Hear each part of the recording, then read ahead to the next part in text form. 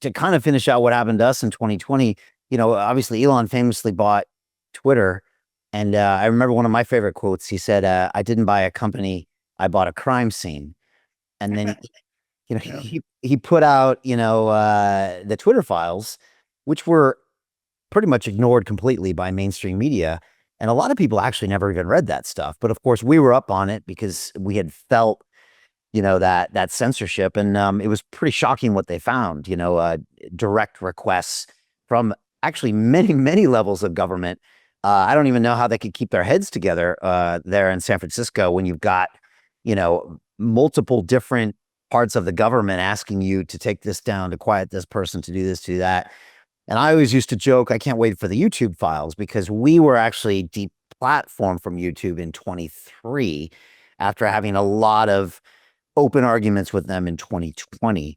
Funny enough, it was actually the BBC that put pressure on YouTube to take our videos down. And so there's all sorts of weird actors. And then we systematically were taken down, Larry. Like I said, it was Dropbox, PayPal, Facebook, Instagram, LinkedIn, YouTube, pretty much in the same week. And honestly, I wouldn't allow myself to think that there could ever be a single actor, because I'm not some crazy conspiracy guy. That's Alex Jones, right? So I honestly wouldn't even allow myself to think that. And I was angry. I was pointing fingers at the platforms themselves. But now when we go look back, we realize that they were getting those directives from government. And now Facebook said that. Google's now said that. YouTube settled with Trump, and we got replatformed almost 3 months ago. And we had 2.2 million subscribers, 500 million views, a 14-year history, 14,000 videos. We were not small potatoes. And now we're back. And now, Larry, I posted every single piece of content that in 2020 and 2021 got removed, got me strikes. I even made a movie called We Will Not Be Silenced about what YouTube did to us. That is now on YouTube. And they haven't said anything. And so it's just incredible for me to watch what can happen also from one regime to another. Yes. And the truth is, I've said this to people that are on the left, and I said, look, if Trump wasn't elected, we wouldn't have our channel back, and a lot of these things wouldn't be happening. And I guess that also goes to show us. I had someone on the left say, well, that goes to show you that we have to make sure these tech companies aren't monopolies. And I was like, well, that's another way of looking at it too. So anyways, just interesting to see what happened there. I guess we'll never know how much they pressured Wikipedia, but also then since there's the moderators in there, you'll never know what was also going on that level.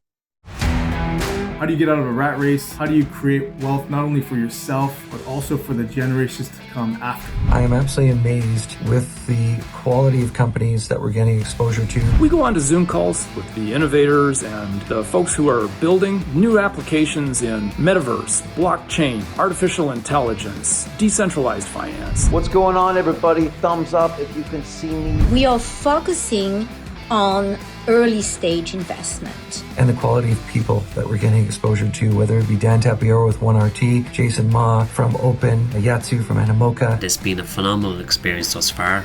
It has far exceeded my expectations. We are focusing on cutting edge technologies. I view it now as the best investment I've ever made. The upside I view is unlimited. And as a retail investor, I would never get this exposure anywhere else outside of Investment Club. See you in the Investment Club. Yeah.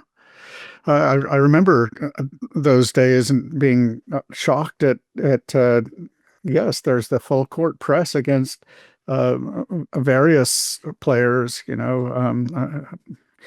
yes, it was shocking. We didn't think in 2013 and all the years before that there ever could be such a thing happening in the United States of America. The idea that there would be a censorship regime and that we would actually have to learn the concept of censorship. Of course, it's not going to be called itself. It's not going to call itself that. Is truly shocking. And Wikipedia was definitely part of that. So we have evidence of that. the extent to which it's happening behind the scenes, the most influential people on Wikipedia seem to be pretty disciplined about keeping their mouths shut about what is going on. And